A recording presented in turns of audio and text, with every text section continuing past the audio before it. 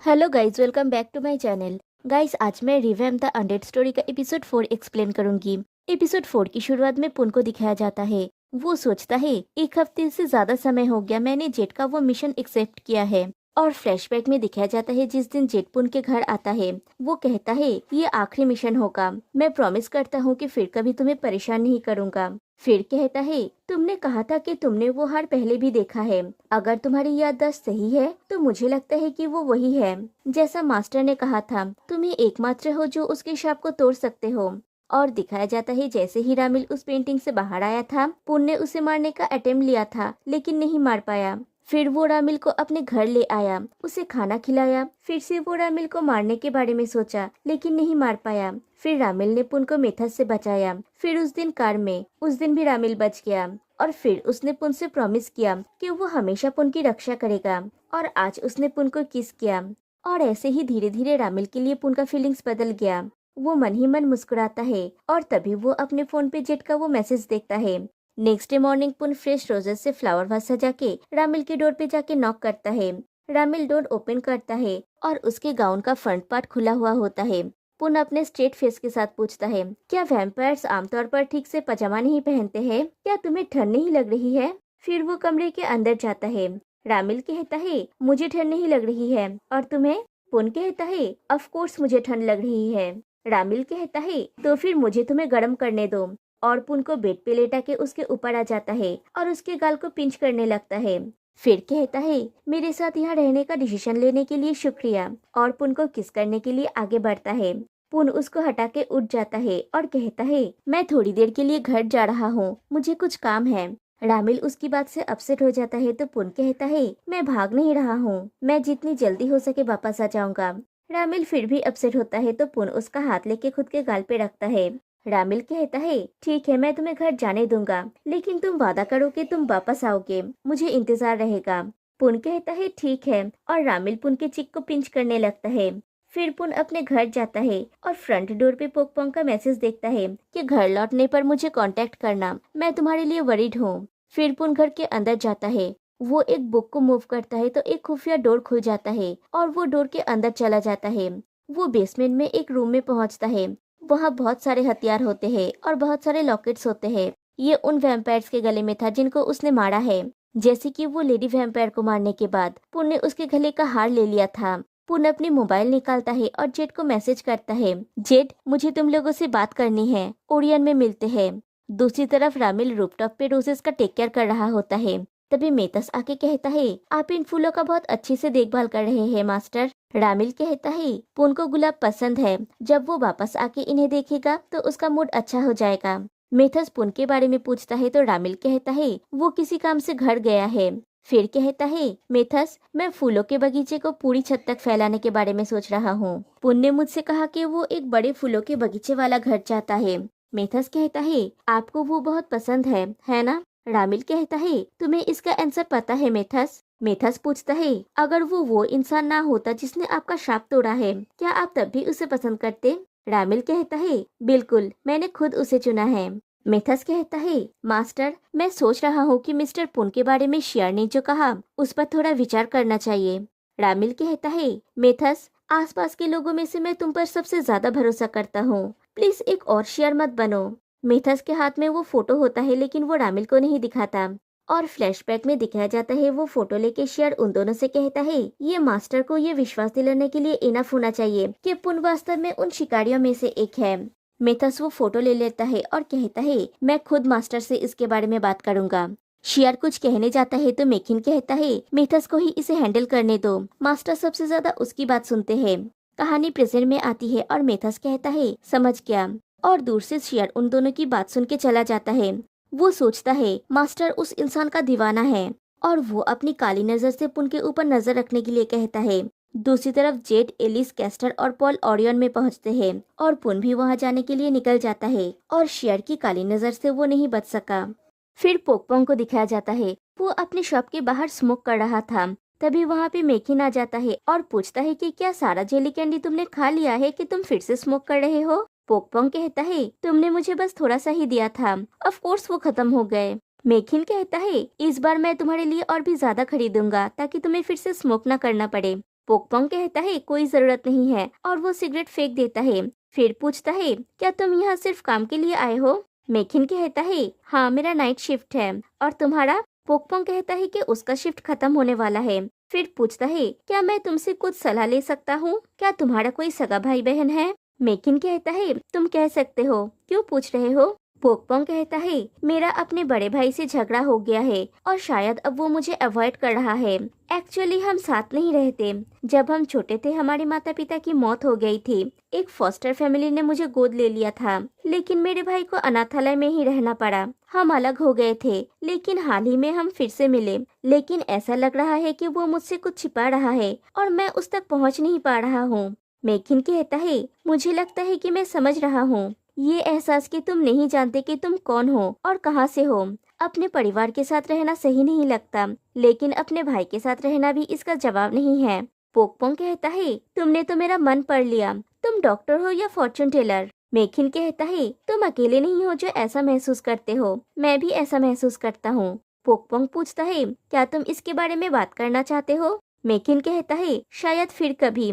वैसे अगर मैं तुम्हारा भाई होता तो मैं चाहता कि तुम अपनी भावनाएं मेरे साथ शेयर करो। तुम उसे ये बताने की कोशिश क्यों नहीं करते कि तुम कैसा फील कर रहे हो? उससे लॉजिक के साथ बात करो और उसकी बात भी सुनो। इससे तुम्हें ज्यादा आसानी से ओपन अप होने में मदद मिलेगी। आखिरकार वो तुम्हारा भाई है। फिर बाय बोल के चला जाता है। इधर पुन ओरियन में पहुंचता है तो उसकी मुलाकात कैस्टर और पॉल से होती है। चारों तरफ की हालत देखकर पुन पूछता है कि यहाँ पे क्या हुआ। कैस्टर कहता है शियर नाम के वैम्पायर ने अटैक किया था।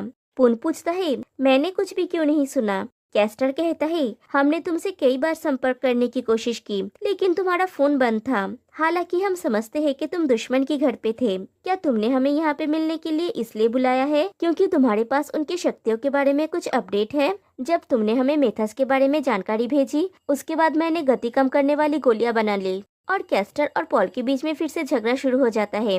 पुन पूछता है जेट कहाँ है? पॉल कहता है कि वो अपने ऑफिस में है और पुन अंदर चला जाता है। पुन, कैस्टर और पॉल जेट के ऑफिस में जाते हैं। एलिस कहती है पुन तुमने कहा कि तुम आज हम सबसे मिलना चाहते हो क्योंकि तुम्हें कुछ इम्पोर्टेंट बात बतानी है ना? पुन कहता है मैं इस मिशन से क्विट कर रहा हूँ। वो चारों जन को शॉक लगता है। एलिस पूछती है तुम्हारा मतलब क्या है? क्या उन्होंने तुम्हें पकड़ लिया? पुन कहता है नहीं, मैं अब ऐसा नहीं करना चाहता। मैं झूठ नहीं बोलना चाहता। मैं अब किसी को मारना नहीं चाहता। एलिस कहती है नहीं पुन, हम इस बात पर सहमत हुए थे, याद है? तुम हमारे लक्ष्य के इतने करीब पहुंच गए हो। सिर्फ तुम ही हमारे मिशन को पूरा कर सकते हो। तुम इस तरह पीछे नहीं हट सकते। पुन माफी मांगता है। जेट पूछता है क्या तुम भूल गए कि उन्होंने क्या किया था? पुन कहता है ये 10 साल पहले की बात है। तुम इसका यूज हर किसी को अपने इच्छानुसार काम कराने के लिए नहीं कर सकते। जेट पुन को एक पंच मारता है और उसका कॉलर पकड़ के कहता है मैं तुम्हें याद दिला दूं पुन, उस रात उन्होंने उन लोगों को मार डाला जिन्हें हम प्यार करते थे। उन्होंने हमारे परिवार को मार डाला। उन्होंने मुझे, एलिस को और तुम्हें भी लगभग मार ही डाला था। क्या अब भी तुम्हें लगता है कि मैं ज्यादा मांग रहा हूँ? वो फिर से पुन को पंच मारने जाता है तो एलिस आके उसे रोकती है। जेट कहता है अगर तुम अभी भी इस तरह हिचकिचा रहे हो तो तुम मिशन के लिए उपयुक्त नहीं हो। तुम यहाँ से जा सकते हो और अपने भाई के साथ रह सकते हो। यहाँ कभी वापस मत आना। और पुन वहाँ से चला जाता है। एलिस भी उसके पीछे जाती है। दूसरी तरफ शियर रामिल के पास जाता है और रामिल को उसके साथ जाने के लिए कहता है।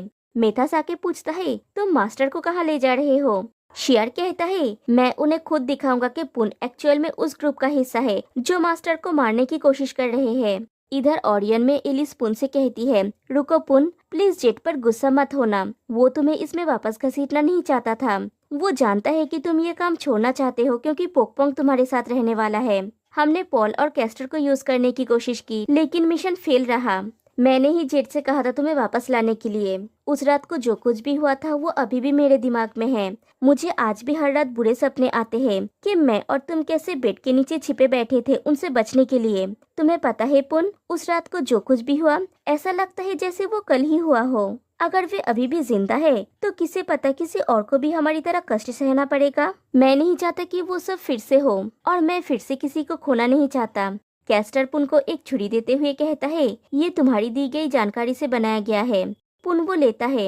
एलिस फिर से कहती है मैं जानती हूँ कि तुम किसी को मारना नहीं चाहते, लेकिन हमें सभी वैम्पायर्स को मारने की जरूरत नहीं है, बस एक ही को मारने की जरूरत है। अगर तुम जोनेल फैमिली के आखिरी वंशज से निपट सको तो ये सब कुछ खत्म हो जाएगा पुन। तुम एक नॉर्मल लाइफ जी सकोगे। तुम पोकपोंग के साथ बिना अपनी पहचान छिपाए रह सकोगे। और पुन उस छुरी को देखता है। दूसरी तरफ रामिल शियर से कहता है, मैं नहीं जाऊंगा। शियर कहता है, आप चाहते थे कि मैं सबूत ढूंढूं, है ना? तो मैं आपको इसे अपनी आंखों से देखने ले जा रहा हूँ। वो इंसान आपसे झूठ बोल रहा है। रामिल कहता है, मैं यहाँ पुन का इंतजार करूंगा, मुझे उस पर विश्वास है। शियर कहता है, आप उस इंसान के प्रति इतना आसक्त हो गए हैं कि आप बाकी चीजों को देख या सुन नहीं पा रहे हैं। ये कह के वो गुस्सा होकर चला जाता है। मिथस भी उसके पीछे जाता है। बाहर जाके वो शियर को रोकता है और पूछता है, कहाँ जा रहे हो? शियर कहता है, नहीं जानता। अगर वे हमारे मास्टर को मारना चाहते हैं तो मैं पहले उन्हें मार दूंगा। मैं तुम्हारी तरह बैठा नहीं रहूंगा। मिथस कहता है, लेकिन मास्टर हमें इंसानों को मारने की अनुमति नहीं देते हैं। शियर कहता है, कभी कभी अपने दिमाग का भी इस्तेमाल करो मिथस। तुम्हें हर समय नौकर की तरह काम करने की जरूरत नहीं है। मिथस उसका गला पकड़ लेता है और कहता है, जबान संभालो, मुझे अपना आपा खो के तुम्हारी गर्दन मत तोड़ने दो। शियर थोड़ा शांत होता है और उसे छोड़ने के लिए कहता है। मिथस छोड़ने के बाद शियर पूछता है, इसके बाद हम क्या करेंगे? दूसरी तरफ पुन एलिस की कही हुई बातों को सोचता है। फिर जब वो घर से निकल रहा होता है तब देखता है सामने पोकपोंग खड़ा है। पोकपोंग पुन से पूछता है कि वो कहाँ था। पुन कहता है, मैंने तो तुम्हें मैसेज किया था कि मैं काम के सिलसिले में दूसरे शहर गया था। मुझे अभी काम पे जाना होगा। क्या सब कुछ ठीक है? क्या तुम घर जाओगे? और कॉल करने जाता है तो पोकपोंग कहता है, उन्हें कॉल मत करो, मैं आज तुमसे अच्छे से बात करना चाहता हूँ। इस पूरा समय मैंने बहुत बुरा बिहेव किया क्योंकि मैं चाहता हूँ कि मेरा नया परिवार मुझे छोड़ दे। मैंने कभी भी उन्हें अपने परिवार के रूप में नहीं देखा। तुम ही मेरा एकमात्र परिवार हो पीपुन। लेकिन मैंने ये नहीं सोचा था कि मेरे यहाँ आने से तुम अनकंफर्टेबल हो सकते हो। हर बार जब मैं तुम्हारे करीब आने की कोशिश करता हूँ तुम मुझसे बचने की कोशिश करते हो। पोन कहता है, ऐसा नहीं है पोंग, मैं अनकंफर्टेबल नहीं हूँ। मेरे पास बस एक रीजन है। ऐसा नहीं है कि मैं तुम्हारे साथ रहना नहीं चाहता। पोकपोंग कहता है, मैं वादा करता हूँ कि मैं तुम्हारे कारण को ध्यान से सुनूंगा।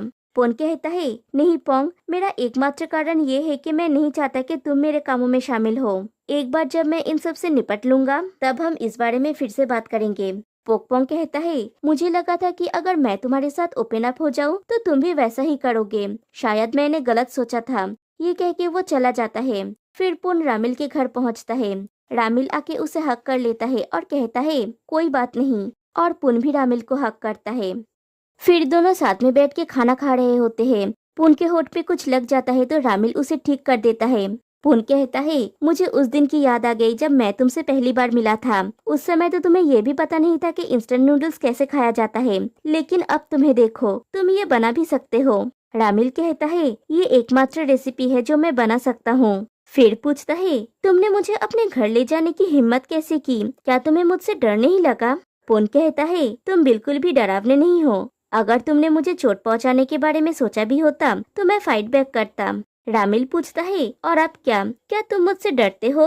उस समय मेरे पास शक्तियाँ नहीं थी, लेकिन अब वो सारी शक्तियाँ वापस आ गई है। पुन कहता है, नहीं, अगर तुम सच में मुझे चोट पहुंचाने वाले होते तो तुम मेरे लिए इंस्टेंट नूडल्स नहीं बनाते। रामिल कहता है, किसे पता, हो सकता है कि मैंने तुम्हारे बोल में जहर मिला दिया है। पुन कहता है, सच में? और वो सूप पीता है और अपना गला पकड़ लेता है जैसे उसका गला जल रहा है।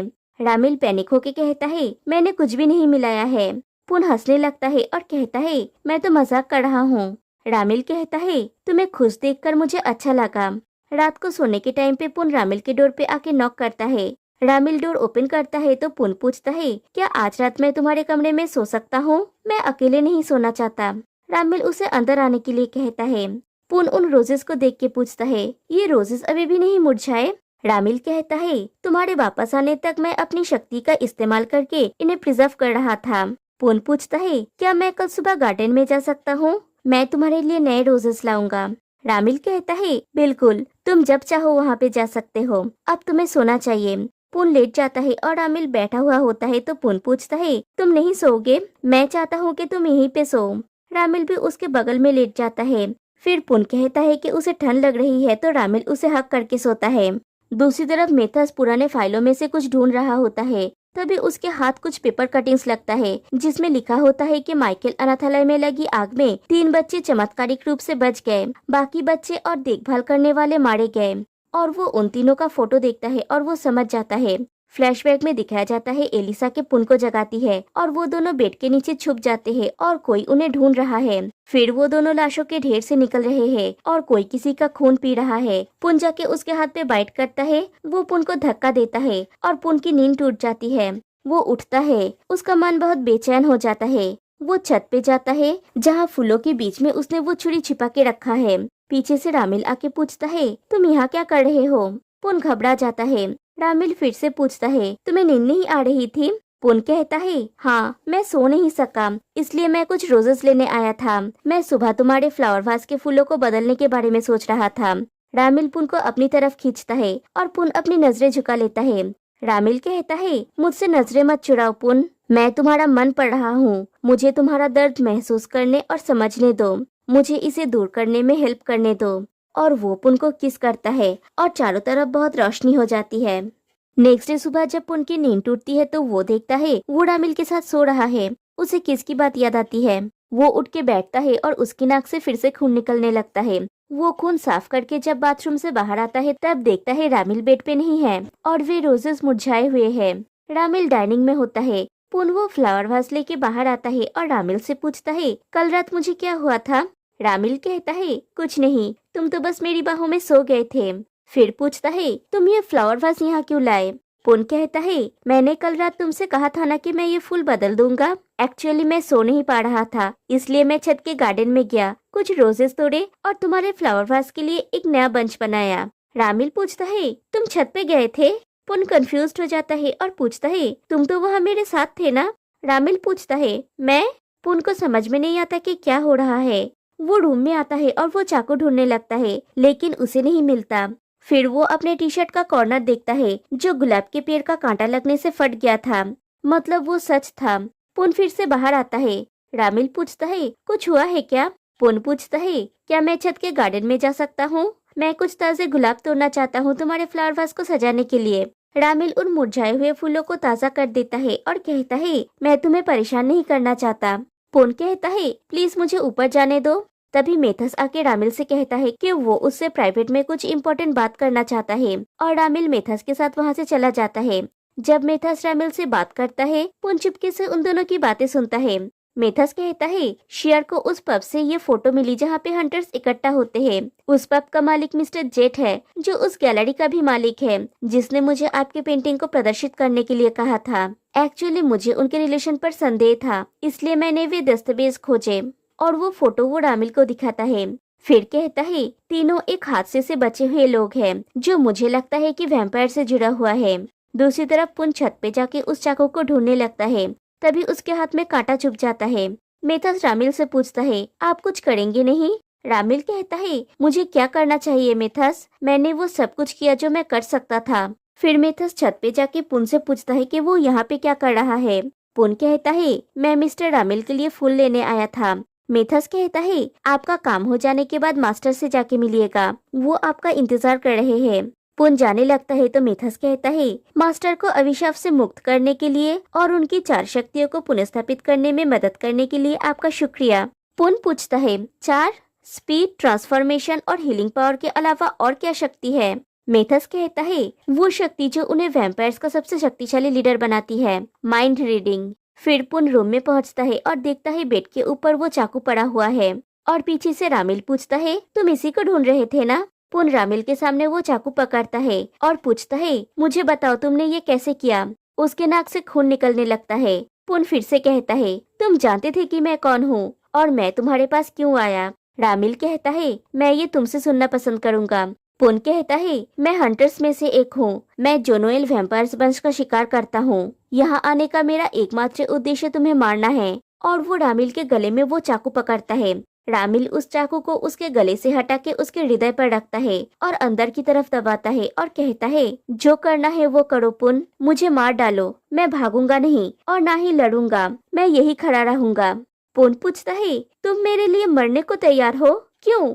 रामिल कहता है, तुम्हारे साथ बिताए इस पूरे समय ने मुझे काफी खुशी दी है। अगर मुझे मरना भी पड़े तो मुझे कोई अफसोस नहीं होगा। अगर मुझे तुम्हारे हाथों मरना पड़े तो मैं तैयार हूँ। पुन कहता है, मैं तुम्हें मारने के लिए आया हूँ, लेकिन तुम अब भी मुझ पर भरोसा करते हो और मुझे अपने साथ रहने देते हो। तुम बहुत बेवकूफ हो जो मुझ पर विश्वास करने का फैसला किया। दोनों के आंखों में ही आंसू होते हैं। रामिल कहता है, संकोच मत करो पुन, मुझे मार डालो ताकि तुम मुक्त हो सको। और वो चाकू को अपने हृदय में दबाता है। पुन हार मान लेता है और वो चाकू फेंक देता है और कहता है, बहुत हुआ, मैं सचमुच ऐसा नहीं कर सकता, मैं तुम्हें नहीं मार सकता, और रोने लगता है। रामिल उसके हाथ के चोट को ठीक कर देता है, फिर उसे उठा के बेड पे बिठाता है और कहता है, अब से मैं तुम्हारे दिल का ख्याल रखूंगा, और पुन को किस करता है। फिर कहता है, मैं तुमसे प्यार करता हूँ पुन। पुन भी रामिल से अपने प्यार का इजहार करता है। फिर से दोनों एक दूसरे को किस करते हैं। माहौल गर्म हो जाता है। रामिल पुन का शर्ट खोलता है, फिर खुद का शर्ट खोलता है और एक दूसरे को प्यार करने लगते हैं। थोड़ी देर पहले भी मैंने सोचा नहीं था कि इस एपिसोड का एंड ऐसा होगा। तो यहीं पे एपिसोड 4 एंड होती है। फिर मिलते हैं नेक्स्ट एपिसोड में, तब तक के लिए बाय बाय।